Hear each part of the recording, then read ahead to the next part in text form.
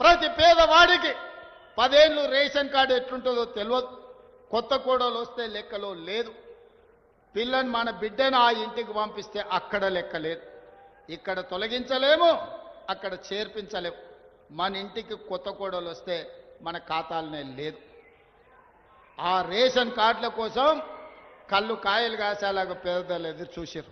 అందుకే ఇవాళ లక్షలాది రేషన్ కార్డులు ఇచ్చినాం, లక్షలాది ఇందిరమ్మ ఇండ్లు ఇచ్చినాం. ఈ ఇండ్లు ఇవ్వడమే కాదు, ఆనాడు దొడ్డు బియ్యం ఇస్తే బర్రెలకు దానా పెట్టనికి వనుకొచ్చేది, లేకపోతే మిల్లోడు అక్కడనే అమ్ముకునేది.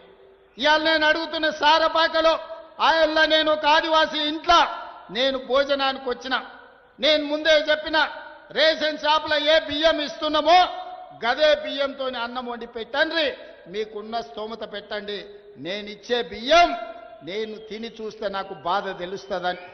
మా ఇంట్లో జూబ్లీ హిల్స్లో, సీనన్న ఇంట్లో జూబ్లీ హిల్స్లో ఏ సన్న బియ్యం తింటున్నామో ఇవాళ పేదోడి ఇంట్లో సన్న బియ్యం తింటుంటే వాళ్ళ కళ్ళల్లో వాళ్ళ పిల్లల ఆనందం చూస్తే,